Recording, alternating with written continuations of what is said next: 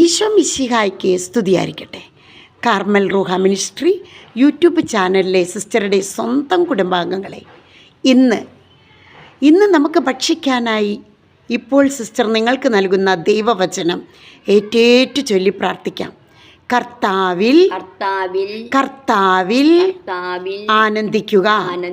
അവിടുന്ന് നിന്റെ ആഗ്രഹങ്ങൾ സാധിച്ചു തരും.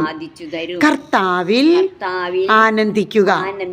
അവിടുന്ന് നിന്റെ ആഗ്രഹങ്ങൾ സാധിച്ചു തരും. സങ്കീർത്തനം 37:4.